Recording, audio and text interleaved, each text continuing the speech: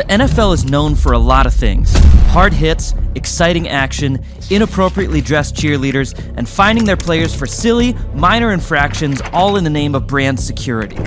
Okay, granted, some fines are designed in the best interest of player security, but that wouldn't make for a very fun video. So today, we want to talk about the most insane, ridiculous, bizarre fines NFL players have ever received.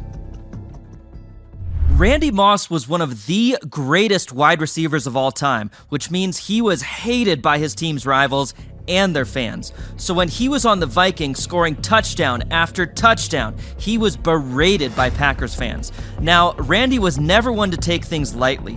He was always happy to let his feelings be known on the field and off. So when he scored a touchdown against the Packers in a 2004 playoff game, he took the opportunity to celebrate in his own unique way. Now, to be clear, it's not an official mooning. That would have required actually showing his butt. It was a moon gesture.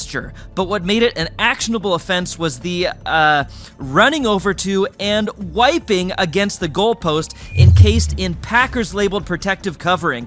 For Moss, it was a simple action taken against fans who routinely berated him. In fact, he later explained his reasoning that, hey, the fans moon us when we're on the team bus, so here's a taste of your own medicine. So Moss's reaction and action, heck, any reaction and action could be understood. Was it bizarre? Yes. Was it disgusting, as Joe Buck announced it? Not really. Was it funny? Well, funny is subjective, but what really makes it bizarre is the league's involvement. Apparently, the NFL considers itself the arbiter of all things tasteful. They vilified Moss for doing something that might make kids ask their parents to explain it.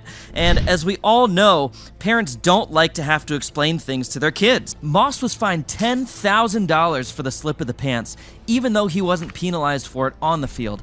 And then he went on his merry way with his Hall of Fame-worthy career. But Moss's behavior doesn't hold a candle to Chad Johnson.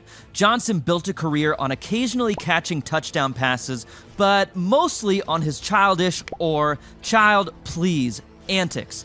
Legally changing his name to Ocho Cinco is just one example. But hey, the NFL can't fine you because of your name. If they could, imagine how much money Dick Butkus would have to pay. Now, the NFL got Johnson for many other things for a total of $115,000 in fines, but probably the most bizarre was the time in 2009 when Johnson, actually officially named Ocho Cinco by this point, jokingly tried to bribe an official to see a video replay the way he wanted to. The amount he tried to bribe him with? $1. The amount he got fined? $20,000. It's one key reason that many fans will jump on board that NFL stands for the No Fun League. Over his years of playing, Johnson has repeatedly shown a desire to have fun and be playful. Sure, his behavior was weird at times, but when the NFL fines you for taking the game of football just a little less serious than a war among nations, then they're the ones acting bizarre. To me, Troy Polamalu, the best safety. Another player who could be described as lighthearted is Marshawn Lynch, unless you're trying to tackle him. Beast mode is real, people. You gotta respect the beast. But what the NFL has always had trouble respecting is Marshawn's nature. He's always been one to let his play do the talking, even dating back to his college days at Cal. That didn't really sit well with a lot of reporters who wanted Lynch to open up about a lot of things, like his dreadlocks or his teeth, you know, the important stuff. Those that didn't understand him used the power of their pen or keyboard or microphone to paint a picture of Lynch as petulant or combative. So, Lynch did the only thing he could. He kept quiet. He naturally assumed no good was going to come from talking because reporters were going to use his words or his speaking style against him. Well, the NFL doesn't appreciate silence. They like loud and brash, like Ocho Cinco.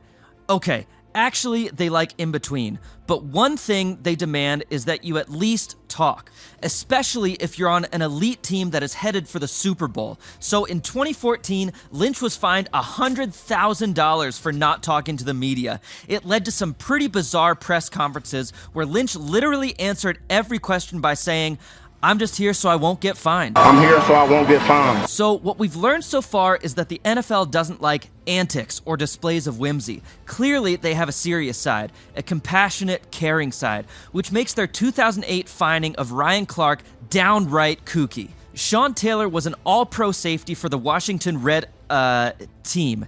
He was destined for the Hall of Fame, but in a tragic turn of events, he was shot and killed during a home invasion.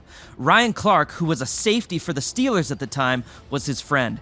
It could have played out like a sequel to the movie Brian's Song, or Ryan's Song, paying tribute to his friend who was tragically killed. Clark wore a practice jersey with Taylor's number 21 on it, and he wore an eye black patch also with the number 21 on it. Enter the Grinch.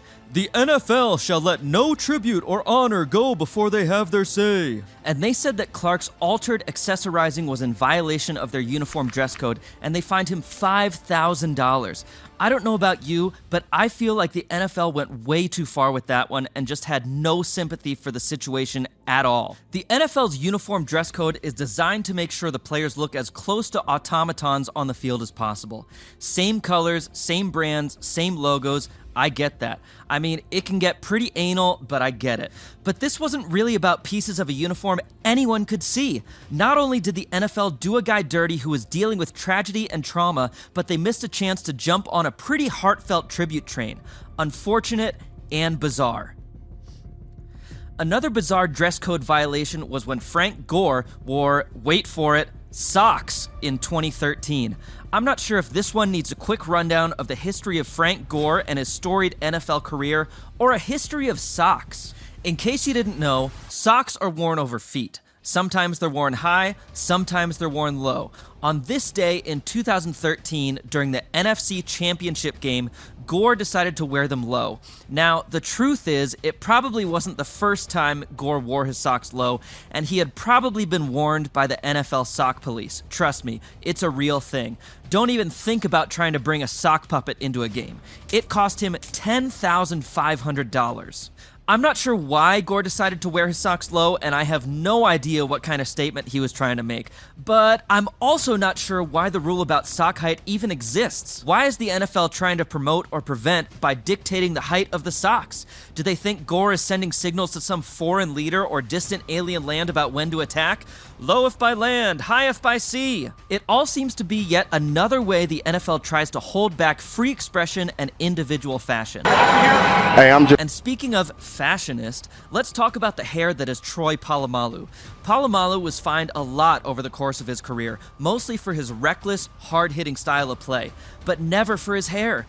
That's a whole nother level of bizarre itself, and the fact that Polamalu dodged the NFL machine for his hair seemed to be an inspiration for other players to let their locks flow, while providing a whole new way of tackling. But Polamalu's style of play got him into more trouble than just with the NFL police. It often left him dazed and confused. It was one such incident that resulted in the most bizarre of his fines. In a 2011 game, the Steelers safety was hit hard, or more likely, did the hard hitting himself and sustained a mild concussion. When he was removed from the game as a precaution, he felt the need to reassure his loved ones of his condition. So he seized himself a cell phone and alerted the odds makers, his wife, that he was all right. Always one to seize a moment to make a little money from its players, the NFL rang the cash register and fined Polamalu $10,000 for prohibited cell phone use, which, admit it, a lot of us have done on a drunken Friday night. But hey, we don't play for the NFL, and very few of us have that kind of money lying around, which either justifies these fines or adds to their bizarreness. Lastly, we've got blazing fast wide receiver Tyreek Hill, aka Cheetah, who's been fined multiple times for flashing a specific hand gesture during games. That gesture? The peace sign. What? Tyreek Hill, the master of touchdowns, has found himself on the receiving end of NFL's fine frenzy. Not once, but multiple times dating back to 2018, Hill dared to spread a little tranquility on the field by flashing the peace sign after scoring.